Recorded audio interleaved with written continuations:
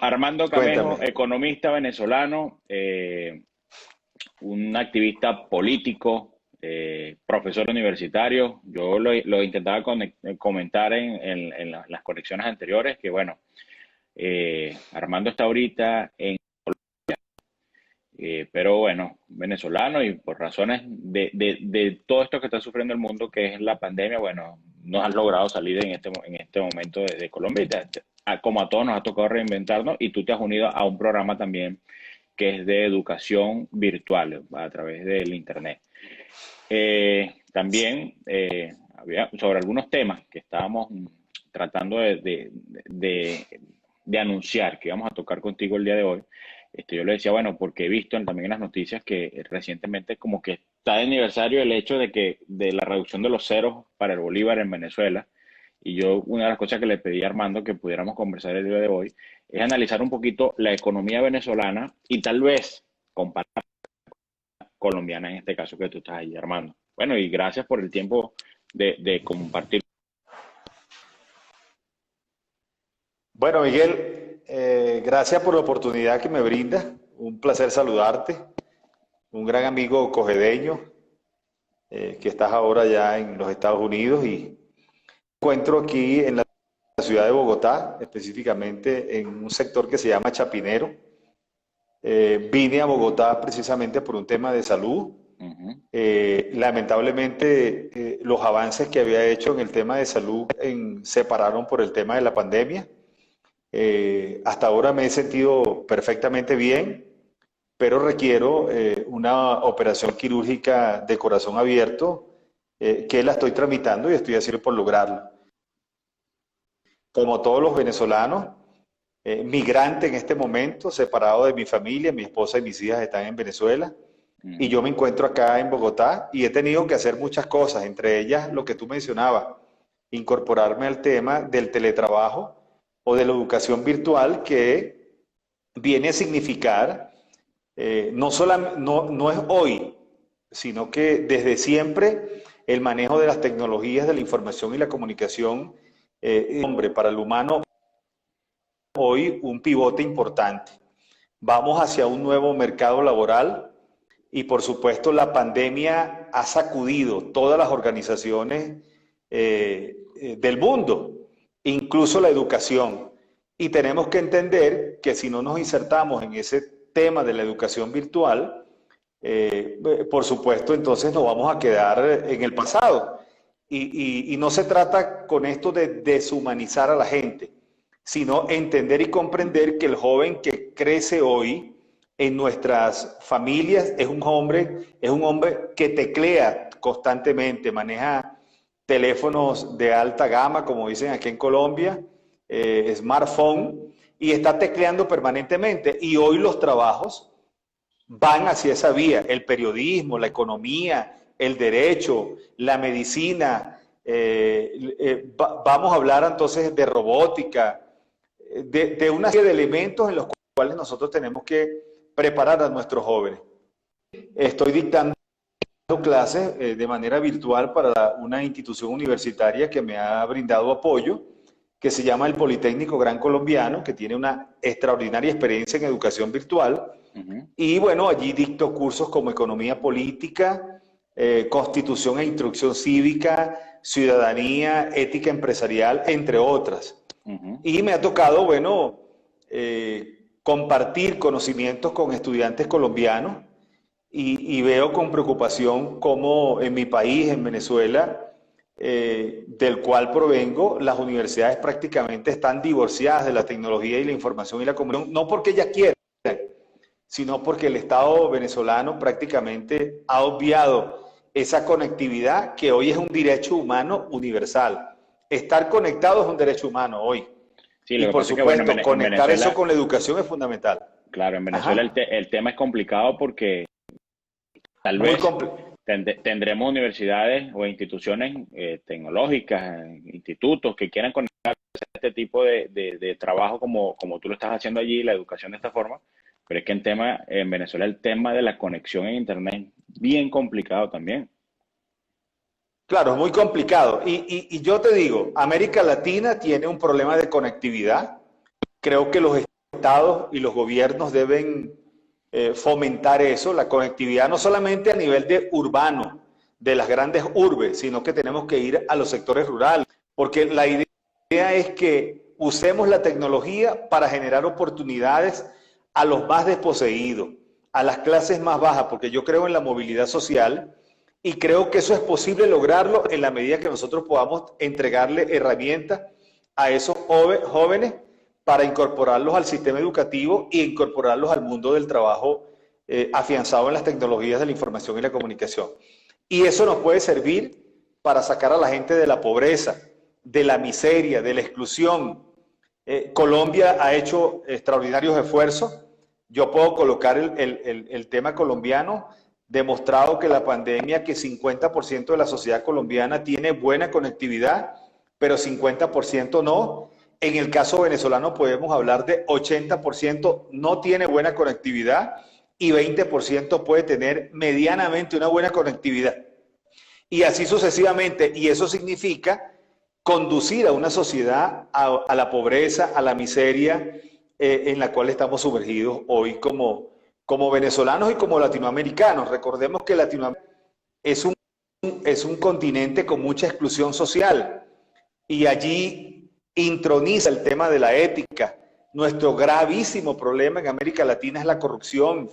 Nuestro gravísimo problema es no tener una visión ética societal para entender que el manejo de la cosa pública, incluso empresarial, debe situarse en una visión ética, porque debemos pensar en el otro, no en nuestros intereses particulares y personales, sino en el otro.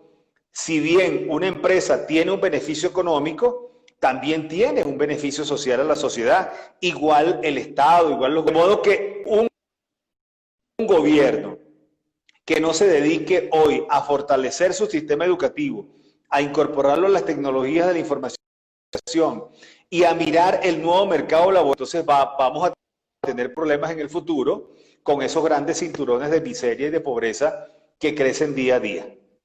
Claro, el compromiso social también que debe existir en esa forma, en ese tipo de, Sí, cómo no. de empresas también. ¿Cómo Armando, no? Hay una fíjate que el coordinador o el rector del MIT es un venezolano, es un ingeniero egresado de la Universidad de Carabobo.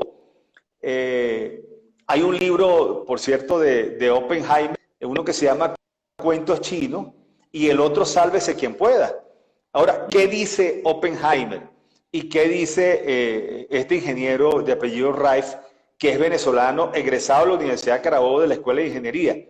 Bueno, que las universidades hoy deben ser 50% virtual, 50% presencial. Existirán carreras donde 70% a lo mejor será presencial y 30% será. Pero la idea es incorporar a universidad y a un sistema educativo preescolar, primario y secundario para que los estudiantes asuman esas herramientas. ¿Y qué ha ocurrido hoy, Miguel? Es que nos hemos conseguido con un profesor que tampoco está preparado para asumir los retos de la tecnología de la información y la comunicación, y eso significa un proceso de formación. En algunas oportunidades estudiantes manejan mejor la tecnología que los profesores, y allí hay un desfase, ahí hay una desigualdad. Entonces, la idea es que todos nos incorporemos allí y planteemos algo que ha planteado un joven denominado Khan, que tiene, por cierto, una página web que se llama Khan Academy. Yo recomiendo a padres y representantes incorporarse a Khan Academy porque se llama Educación al Revés. Este planteamiento es absolutamente real, es decir, un estudiante que acude a la escuela no para que el profesor le asigne tareas para ir a su casa, sino es totalmente al revés.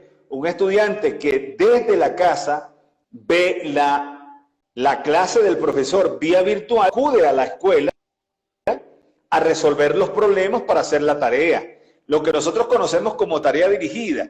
Entonces, el profesor tiene que servir para fortalecer el conocimiento en torno a la asignación de tarea y no que el padre o representante reciba en su casa a ese niño cargado de tarea y entonces él tiene que ir a trabajar, la mujer tiene que salir a trabajar porque las condiciones económicas lo obligan a eso, tiene que pagar a una persona para que le decide tareas dirigidas. No, Khan Academy ha dicho, es educación al revés, es esa educación que se imparte vía online, con videos tutoriales, usando toda la tecnología de la información y la comunicación, y el estudiante va a la universidad, va a la escuela, va al preescolar, para que el profesor le haga y contribuya con el desarrollo de sus propias tareas que le han sido asignadas vía virtual. Es un planteamiento absolutamente muy innovador, muy nuevo, y que este es un joven hindú que se aburrió de estar en las empresas Google y creó esta fundación, que por cierto recibió de la Fundación Bill Gates por cierto, del mexicano Carlos Slim, recibió miles y millones de dólares que se están invirtiendo en esa materia educativa. Y nuestras escuelas y nuestros liceos tienen que incorporarse definitivamente allí. Bueno, Armando, sí, es un tema bien particular y creo que te ha agradado la idea de impartir clases de esa forma virtual y bueno, y qué bueno que estás ahí adaptándote a esa tecnología también y bueno, incorporándote a ese desarrollo. Yo agradezco mucho porque cuando ingresé a la Universidad Simón Rodríguez, en el año 1994, tuve la oportunidad la universidad tuvo la oportunidad de tener un rector, por cierto, que vivió en Cojedes, Andrés Pastrana se llama, y ahora está en los Estados Unidos coordinando una universidad virtual. Y él, en su planteamiento interno, nos decía a todos los profesores de la Universidad Simón Rodríguez que la universidad que venía era una universidad virtual. Y efectivamente él desarrolló un programa con el Instituto Tecnológico de Monterrey en México, que es uno de los institutos con mayor experiencia en tecnologías de la información y virtualización de los procesos de enseñanza, y allí desarrollé una maestría con él. Y eso fue un aprendizaje en el que yo creí, en el que yo sigo creyendo y en el que creo que es el que tenemos que formarnos hoy la mayoría de los profesionales. Tengamos la edad que tengamos, el periodismo está allí. Un periodista que no se conecta con las tecnologías de la información sale del juego, y todos esos espacios están allí, y que el derecho, la medicina, la educación, entre otras. ¿Oíste? La educación del futuro, nos dice por aquí la gente de Orlando Kissimmee. Saludos a ellos. Armando, cambiando un poquito el tema, porque bueno, el tiempo también nos apremia aquí en esto que estamos haciendo en este momento, porque bueno, si ciertamente nos podemos conectar de esta forma de Estados Unidos a Colombia y estemos conversando aquí para quienes tienen a bien vernos en este momento. Eres economista, lo dije. Bueno, mira, nos están viendo de New Jersey también en este momento en vivo. Carlos Silva. Ok. Gracias. Yo te preguntaba porque veo que los comentarios del día de hoy es sobre el tema de la reducción de los ceros en nuestro bolívar. Somos venezolanos y acaban de quitar los ceros y se dice que el bolívar ha sido la moneda más devaluada en el mundo. Quiero que como economista me comentes un poco sobre este tema brevemente para que sigamos sobre los otros que habíamos anunciado. Bueno, mira, lo primero que hay que destacar aquí es lo siguiente. Ninguna sociedad puede tener una moneda fuerte si no produce. Y lamentablemente en nuestro país, ese es el primer mal que tiene. Hemos perdido la cultura porque los venezolanos nos querramos. Es porque lamentablemente los gobernantes de turno, usando nuestras riquezas naturales, renovables y no renovables, entonces generaron en el aparato económico una creación de dinero sin respaldo productivo. Y eso, por supuesto, condujo a que nuestro bolívar, que fue en la década del 60 y del 70, uno de los signarios con mayor poder adquisitivo, incluso desde Venezuela se giraban cheques a las Islas Canarias, porque España vivía para aquel momento un tema de pobreza crítica y extrema, y con eso las familias españoles pasaban una Navidad feliz. Hoy es todo lo contrario. Gracias a un planteamiento de una economía socialista, que además se convirtió en una visión prácticamente muy rentista, usando el ingreso de los venezolanos que provenía por eso, para regalar dinero a diestra y siniestra, y para convertirlo en un aparataje de corrupción y de muchas mafias en el mundo. Entonces hoy, lamentablemente, nuestro signo monetario no existe. Es decir, nosotros tenemos, es decir, una economía donde prácticamente no tenemos una moneda propia. Es decir, ahí circula el peso, allí circula el dólar, allí circula cualquier tipo de moneda que tiene mayor valor y el venezolano agarra un billete de 100 bolívares, lo enciende y con eso puede encender un cigarrillo porque no le interesa. Armando, Por no decir otra cosa. Yo no soy economista, pero uno puede pensar las conversaciones que uno tiene, pero viéndolo en este punto, yo soy uno de los que dice, bueno, en Venezuela, en el momento que se logre ese cambio de gobierno, es decir, que logremos salir de este régimen y que por obra y gracia de Dios logremos salir de toda esta tragedia que está viviendo el venezolano, a mi parecer, yo creo que ya el Bolívar no existe. Yo creo que ya Venezuela tendría que tener claro que lo que va a predominar en nuestro país va a ser la dolarización. Yo lo pensaría así, no soy economista, yo creo que tú me puedes dar tu opinión sobre eso. Bueno, hay dos visiones. Hay dos Ok. visiones. Hay hasta tres visiones. Uno, podemos crear una nueva moneda. Y a esa le podemos poner Miranda, o le podemos poner Sucre, o le podemos poner cualquier otro nombre. Pero crear una moneda nueva significa que hay que despegar paralelamente el aparato productivo para que esa moneda no vuelva a entrar en el cinturón de la hiperinflación y se vuelva a devaluar. Esa es una salida. Esa es una salida. Otra salida pudiera ser la bimetalización, un poco lo que ocurre en las islas del Caribe, como Aruba, Curazao y Bonaire, donde circula el dólar, el cajero automático te da dólar, pero te da florines. Entonces, eso permite que el Banco Central, que debe tener cualquier sociedad, no pueda emitir dineros sin respaldo productivo por encima de la convertibilidad entre ambas monedas que circulan en ese país. Y por eso entonces tú puedes parar la inflación. Y lo otro sería ir al proceso de dolarización, pero eso significaría ir con una permisología a la Reserva Federal de los Estados Unidos, hacer todo un andamiaje legal. No tendríamos moneda propia, pero eso traería algunos inconvenientes en el futuro para el tema de importaciones y exportaciones, porque algunas veces los productos internos serían un poco más, serían más costosos que los productos importados, y entonces, bueno, convertiríamos a la economía en una economía prácticamente importadora. La idea aquí, estimado hermano, es que nosotros, como venezolanos, comprendamos que tenemos que desarrollar a lo interno procesos productivos que sean capaces de generar los propios valores agregados. Claro, es un tema sumamente complejo.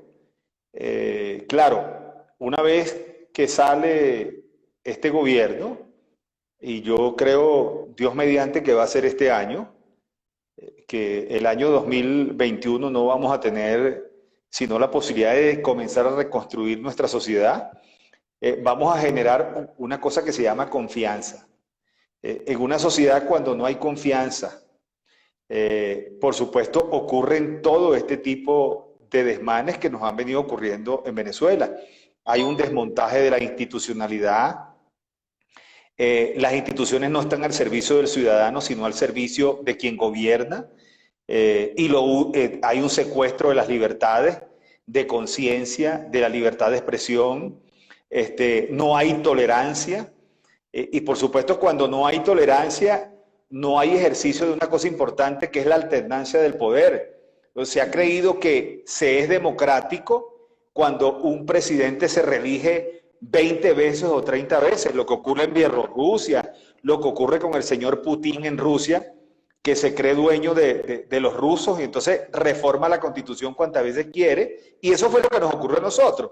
No entendimos que la democracia es un concepto de alternancia del poder y que eso es una enfermedad que nos conduce a los vicios del caudillismo, a creernos que cuando somos gobernadores o somos alcaldes o somos diputados o somos presidentes, entonces quiere decir que tenemos que ser eternos porque la gente confía exclusivamente en nuestro ejercicio del poder. No, hay jóvenes que están creciendo, que se están preparando, que están luchando, y así es la economía. La economía cambia constantemente, permanentemente tiene cambios en la economía.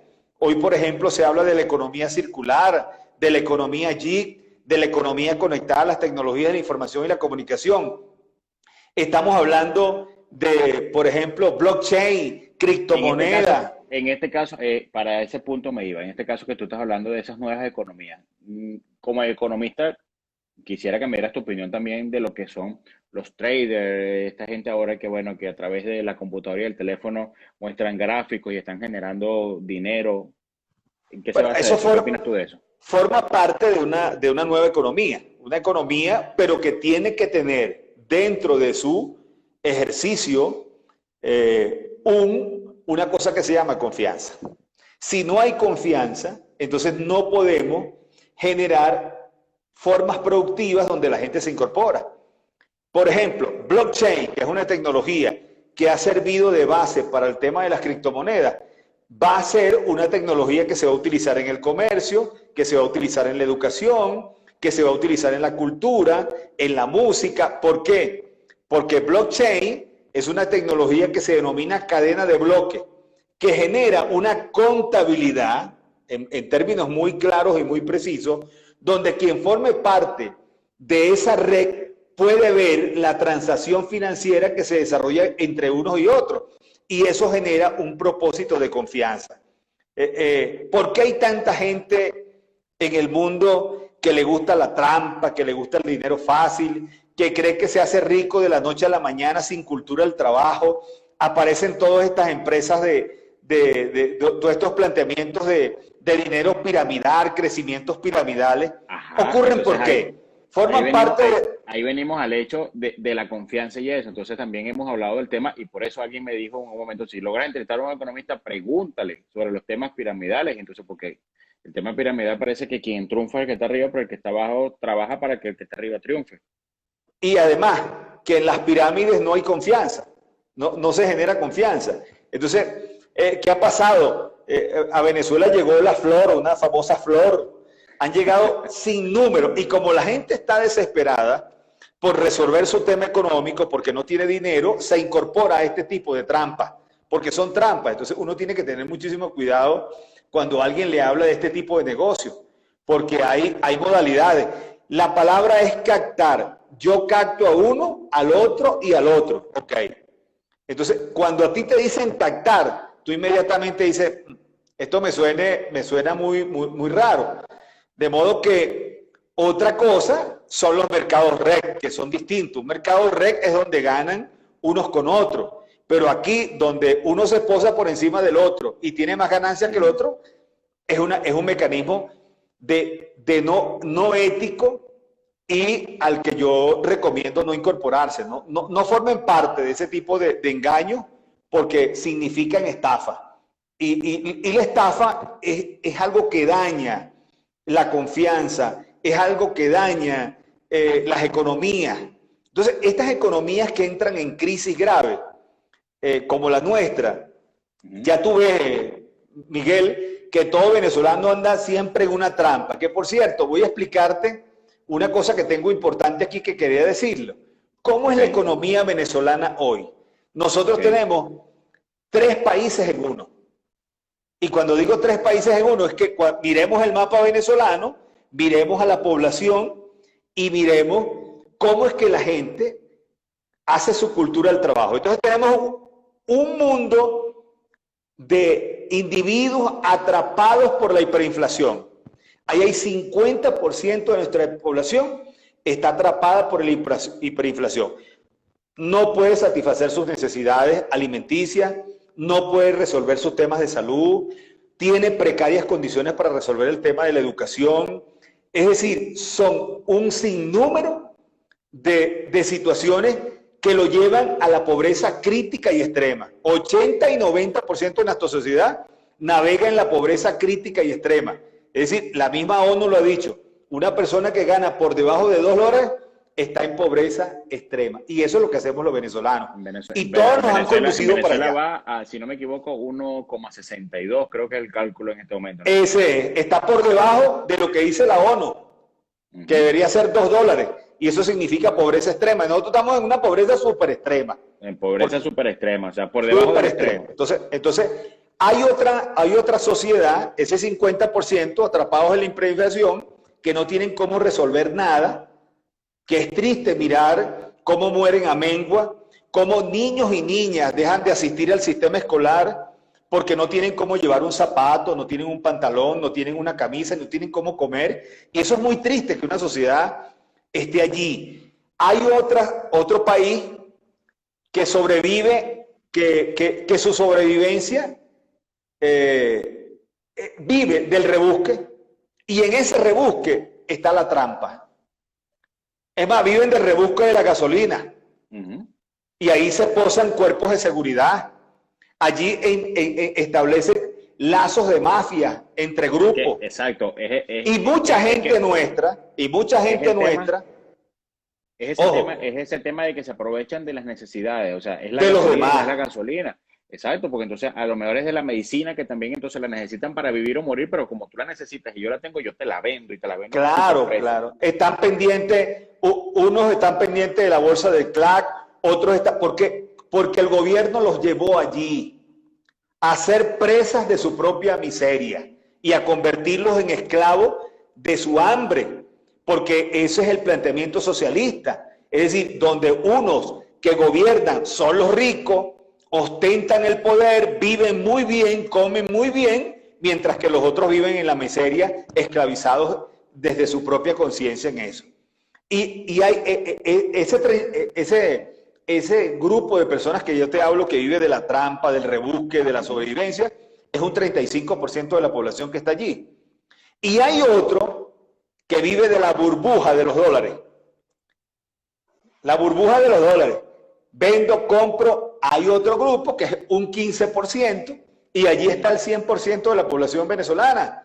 Hoy por hoy la pandemia, por ejemplo, ha producido una parálisis en lo que se denomina esto de las remesas. Una parálisis terrible. Y eso es preocupante, porque cuando uno mira una familia de un joven que se fue, está en Perú, está en Brasil, está en Argentina, está en cualquier país del mundo, y quiere mandarle algo a su padre y a su madre, entonces es víctima también de estafa por estos corredores que hay que estafan a la gente. Quiero mandar 100.000 pesos a la familia en Venezuela. Entonces, bueno, caen en la trampa y los estafan y los roban. Y esto es muy triste lo que uno puede mirar por allí. Hay una cosa importante que yo quería decirte aquí. Mira, circulan más dólares en Venezuela que bolívares. Esa es la verdad. Sí, creo que uno se va dando cuenta de ese hecho. Circulan hoy más dólares que bolívares. Claro, quienes accesan al dólar son menos, bueno, pero circulan más dólares. Pero es que ya el bolívar lo están usando en Venezuela para crear carteritas y para hacer cuestiones y adornitos y palomitas y cosas con los billetes de los bolívares. Claro, claro. Es una cuestión extraña. Amejo, bueno, el tiempo es bien sí, cómo no, cortico, corto. lo que nos queda por allí. Acuérdate que esta no va a ser la única conversación que vamos a tener, vamos a estar analizando muchas cosas. Yo lo dije, Armando Camejo también es un activista político, eres miembro de Voluntad Popular, uno de los partidos que está ahorita golpeados en Venezuela por parte del régimen. Acción Democrática está atravesando su momento difícil en este momento también. Perteneciste a Acción Democrática en algún momento, eres de esa fuerza junto con Alexander Mirele, que por cierto conversé hoy con Alexander. Y hay muchas cosas que tocar sobre el tema político. Yo creo que tenemos mucho que hablar para que sigamos en estas conexiones por allí, que vamos a estar haciéndolo y que vamos a estar analizando. Debo agradecerte lo que tocaste el tema del piramidal, porque ciertamente es uno de los temas que bastante nos han preguntado, lo de la educación en línea, que bueno, vamos a estar revisando cómo te va con ese tema. La salud vamos a estar pendientes, Armando, porque bueno, sí sabemos y también allí de tu problema de salud y vamos a estar pendientes de eso también. Gracias. Y en la manera que se pueda, bueno, hermano, meter la mano por allí para ver qué logramos ir haciendo. Agradecerte, Camejo, este tiempo que hemos estado conversando. Y nada, aquí estamos en las Noticias USA para todos tus seguidores también, para tus alumnos, para tu gente, para el partido que tú representas también. Mira, hay una cosa final que quería decir, Miguel. Claro. No todo en Venezuela es malo. Uno estar fuera del país tiene dificultades, pero voy a decir con mucho orgullo que en el mundo latinoamericano y en el mundo hay mucho talento venezolano. El venezolano es muy talentoso. Y ese talento que está regado por el mundo, que hoy está aportando a las economías de latinoamericanas y de cualquier parte del mundo, es el talento que va a reconstruir a Venezuela. Yo creo que ese talento humano que día a día, que está dentro y está afuera. Y yo sé que lo vamos a lograr muy pronto. Yo he tenido informaciones muy cercanas de que lo vamos a lograr muy pronto, que la libertad está cerca y que este gobierno ya no tiene otra cosa sino que ir buscando cómo ocultarse. Porque ya están acorralados, ya no tienen otra salida sino ir haciendo lo que están haciendo en este momento y sacando el oro, bauxita, comercializando con más. Desangrando a Venezuela.